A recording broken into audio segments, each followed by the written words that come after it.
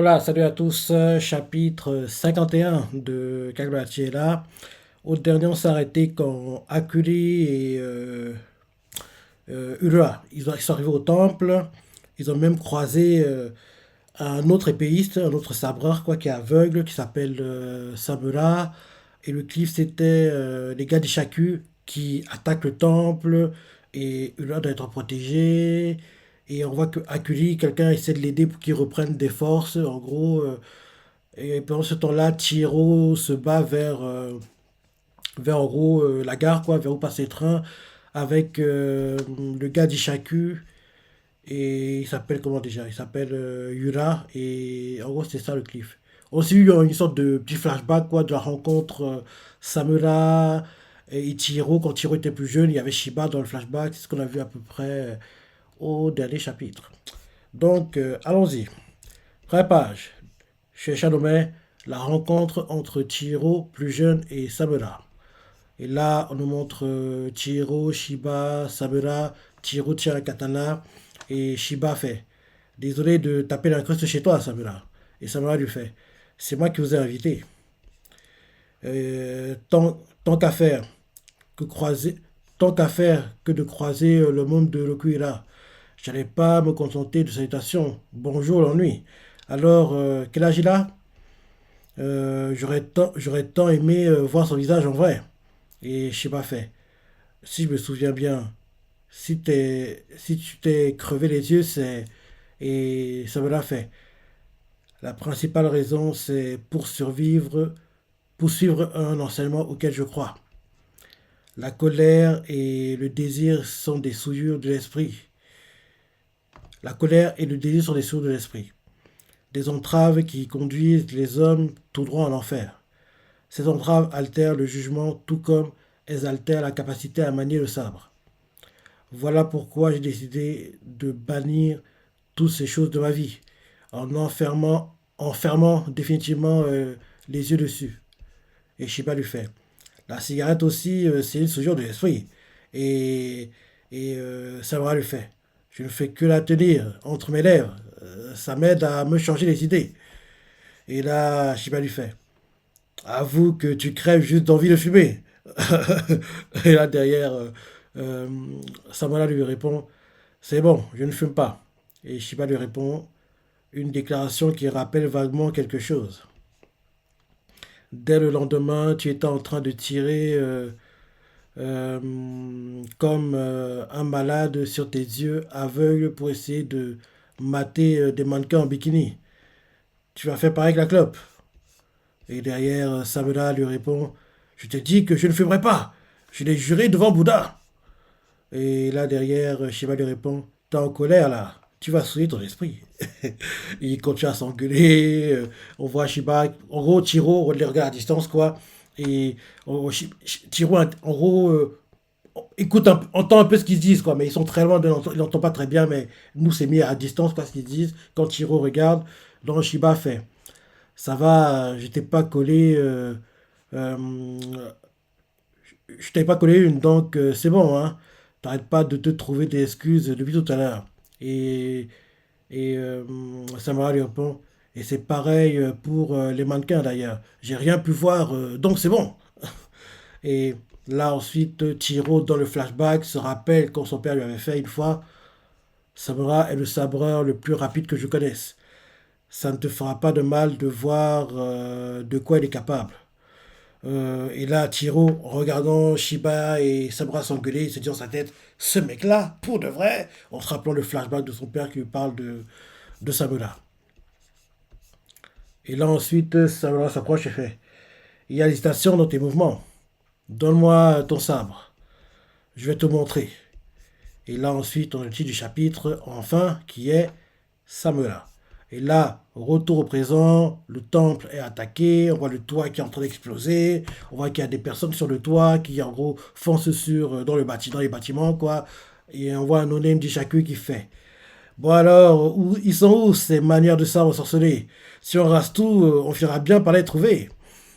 Et là, quelqu'un utilise une sorte de bâton avec des anneaux et dans des Oui, dans des animés où en gros, on nous montre des sorciers, des exorcistes à la japonaise, quoi, entre guillemets, les omyoji, voilà.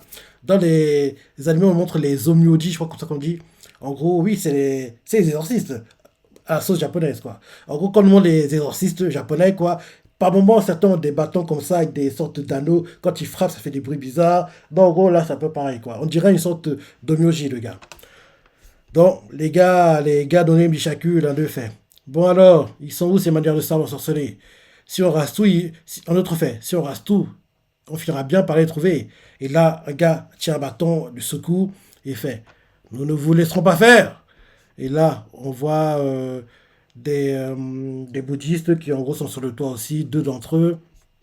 Et on voit un onim Bishaku fait. Les gardiens de la forteresse, forcément des moines pour un temple. Ça va être marrant. Et là, on voit qu'il se déplace très rapidement. Et quand il se déplace, tellement il va vite, le sol quoi s'enlève quoi.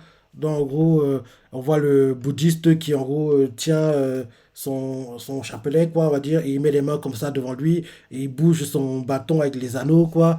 Et là, on voit le gars d'Ishaku quoi qui, quand il courait très vite, d'un coup, le sol, on dirait qu'il absorbe une partie de son corps comme si c'était une sorte de sable mouvant. Et là, un autre bouddhiste utilise une sorte de cloche pour en gros écraser le no-name d'Ishaku. Le gars d'Ishaku qui voit la cloche arriver, il fait vous êtes balèze, mais on voit qu'il y a une explosion.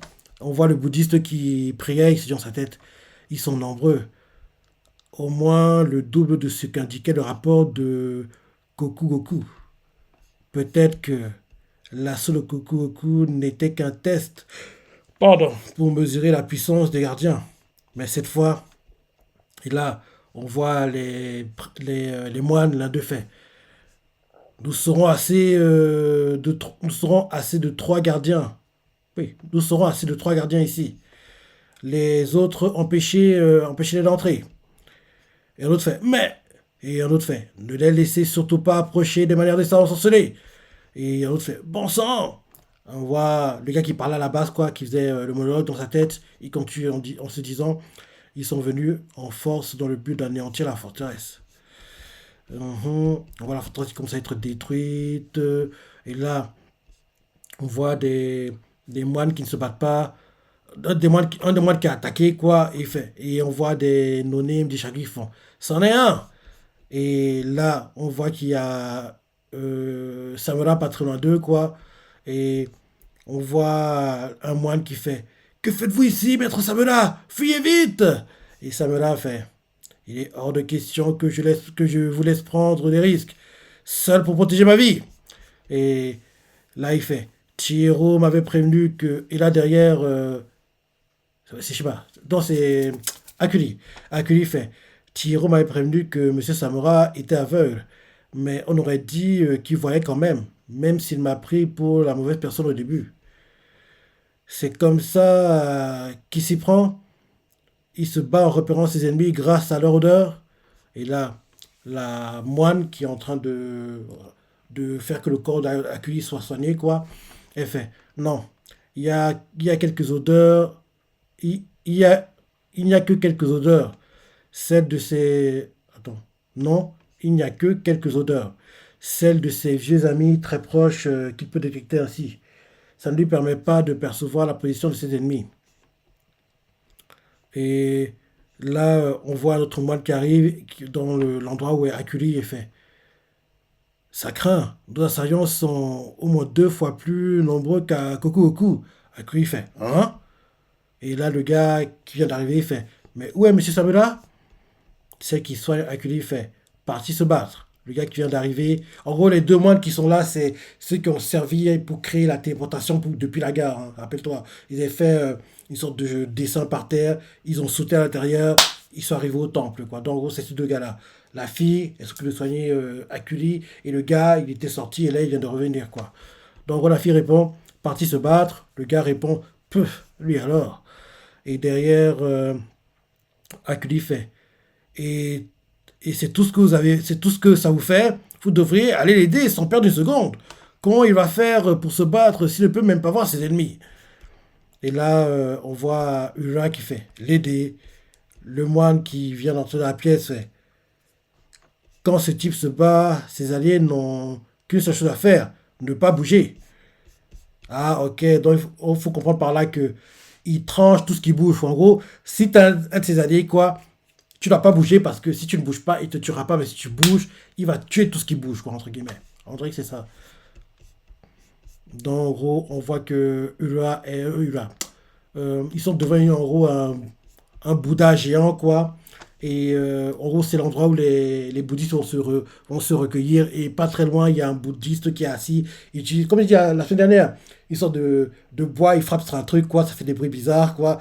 Dans les dramas historiques, il y a toujours il y a tous des trucs comme ça, en gros. Genre, la sœur de l'héroïne veut prier parce qu'elle veut trouver un bon mari, c'est ça. Et en gros, il y a toutes des scènes qui se passent dans les temples bouddhistes. Donc, en gros, là, en gros, il y a un bouddhiste qui est assis devant la grande statue, la statue géante de Bouddha, quoi.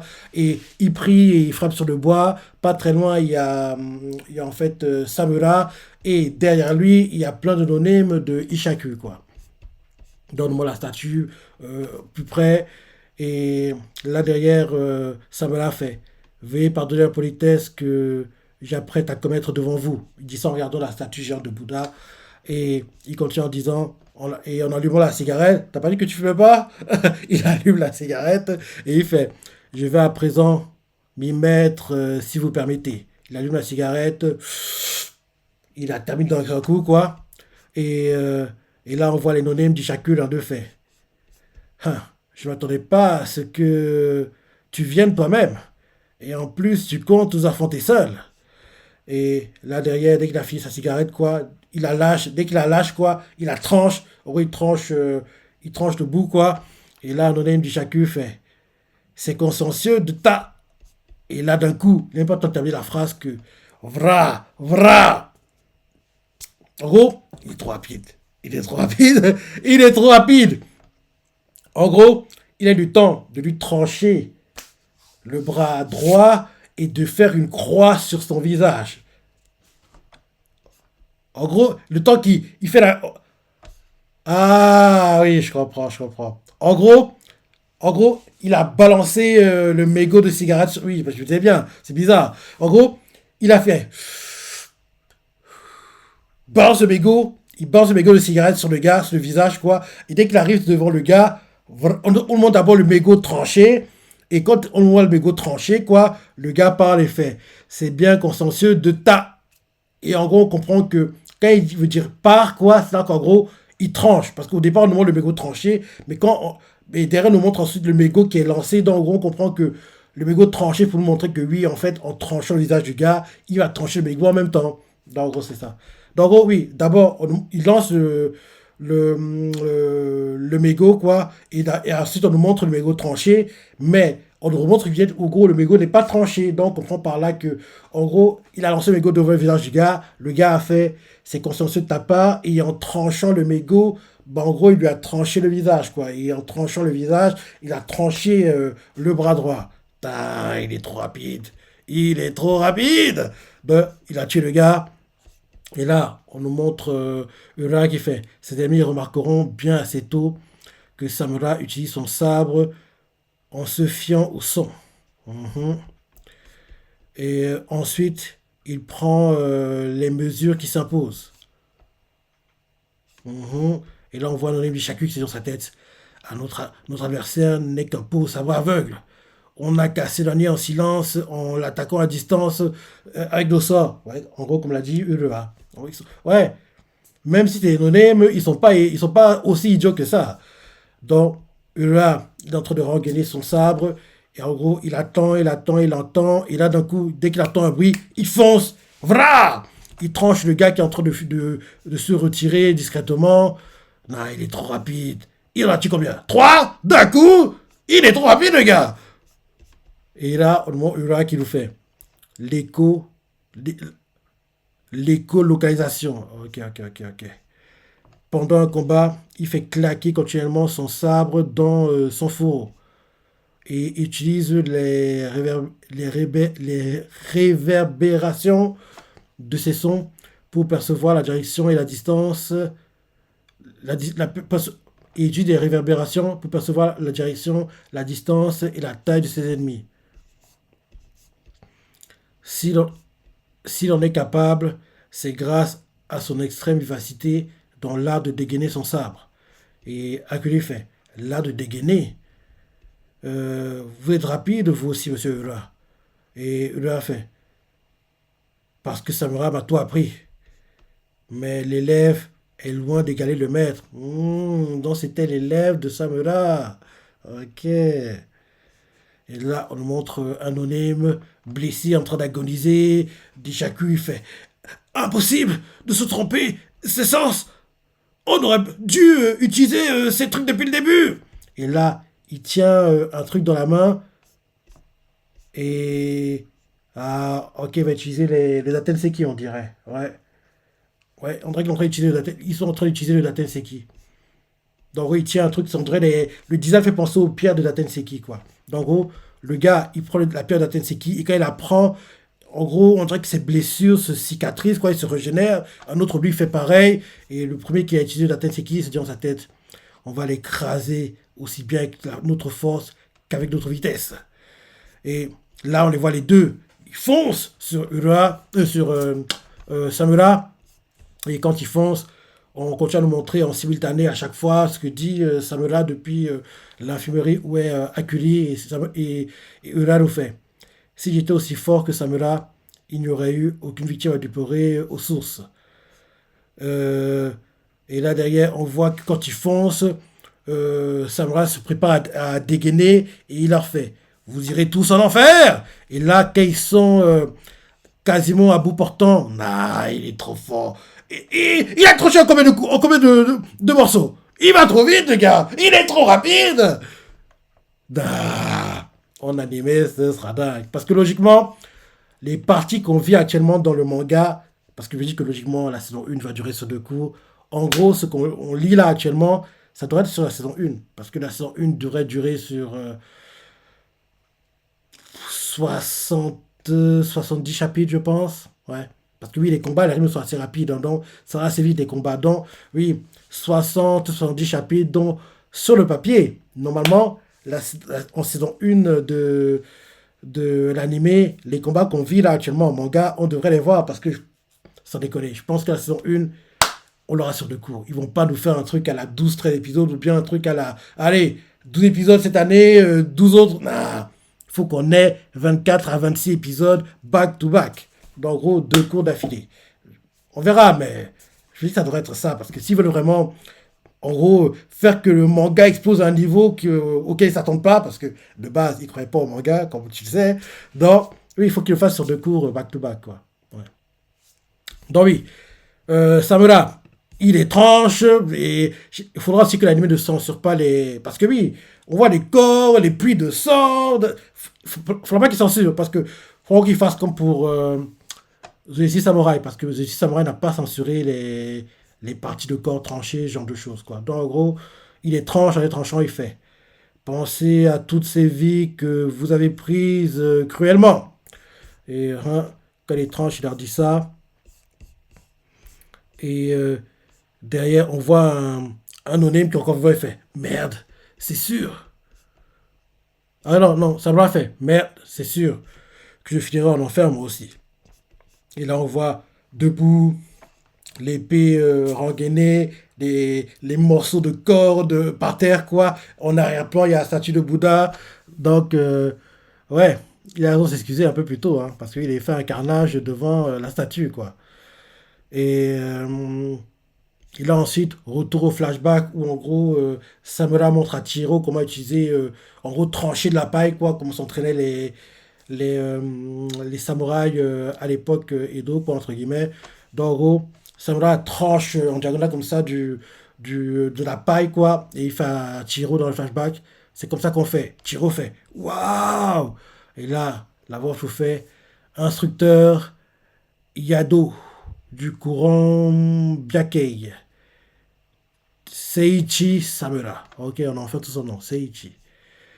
La signature du pacte avec le sabre ensorcelé. Tobi Mené. L'homme qui porte le karma.